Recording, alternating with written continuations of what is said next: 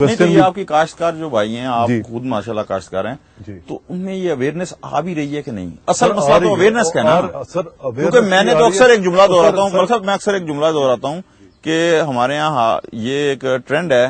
کہ حکیم کو لو دوائی لا کے گردے فیل کرا لینے، ڈاکٹر کو نہیں جانا۔ سر اس میں ایک چیز اور آتی ہے کہ لوگ ٹرسٹ نہیں کرتے،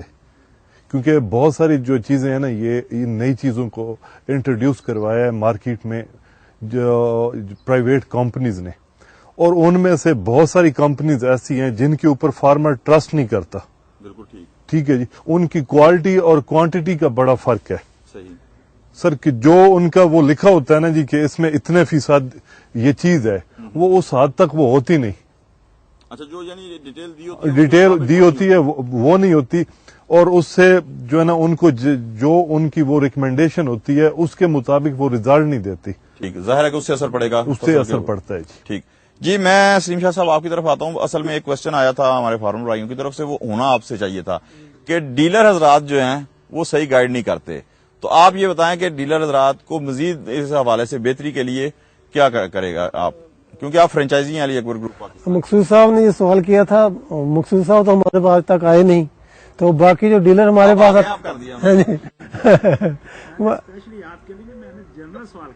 ہم مکمل اویئرنیس دیتے ہیں، جو بھی پروڈکٹ ہوتا ہے ہمارے پاس موجود ہے ان کی مکمل بتاتے ہیں، شروع سے لے کر آخر تک اویئرنیس دیتے ہیں، کیسے کرنا ہے، کیا طریقہ، ہر چیز بتاتے ہیں۔ اور ایک جو ہے نا، میں چوئی صاحب کے جو ہے نا کوشچن کو آگے بڑھاؤں گا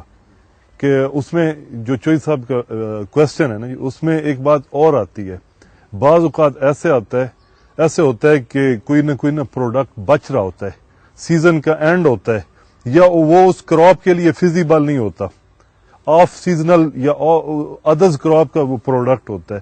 تو موسٹلی کمپنیز اور ڈیلر وہ اپنے اس پروڈکٹ کو نکالنے کے لیے بھی جو ہے نا ریکمینڈ کر دیتے ہیں کہ یہ اس فصل کے لیے بھی بہتر ہے، یہ اس فصل کے لیے بھی۔ یہی مطلب یہی دیکھیں، میں آپ کو ایک چیز بتاؤں کہ دیکھیں، یہی چیز ہے جو کاشتکاروں کے اندر اویئرنیس آنی چاہیے۔ اگر آپ کے اندر اویئرنیس ہوگی، نالج ہوگا، علم ہوگا، تو آپ کبھی بھی وہ چیز جو ہے وہ استعمال نہیں کریں گے، رانگلی استعمال نہیں کریں گے، رائٹلی کریں گے، اور جب رائٹلی استعمال کا طریقہ سیکھ لیں گے تو پھر کمپنیز کو یہ جو کچھ کر رہی ہیں نا، جو آپ نے بتایا، پھر ان کو بھی ضرورت نہیں ہوگی یہ کریں، کیونکہ ان کو پتا ہوگا کہ یہ داؤ ان کا چل نہیں پائے گا۔ اور موسٹلی سر میں گندم کے حوالے سے ایک بات، جو کیونکہ آج آپ یہ سیمینار گندم کا ہے، تو سر اس دفعہ جو گندم کی کاشت کم ہوئی ہے، اس میں ایک یہ چیز بڑی انوالو ہوتی ہے کہ گندم کی مارکیٹنگ کا بڑا پرابلم ہے، اور ایک دفعہ یہ مسئلہ پہلے بھی آیا تھا 2001 میں، جب مشرف صاحب کی گورنمنٹ آئی تھی، تو اس وقت خورشید الزمان قریشی صاحب منسٹر تھے زراعت کے پنجاب کے، تو ایک سیمینار ہوا وہاڑی میں، تو انہوں نے جس سال بمپر کاٹن کراپ ہوئی ہے پاکستان میں، تو انہوں نے نا اینی کوشچن، میں نے وہاں کوشچن پٹ کیا، تو انہوں نے کہا جی کہ ہمارے ہاں زر مبادلہ کی کمی ہے،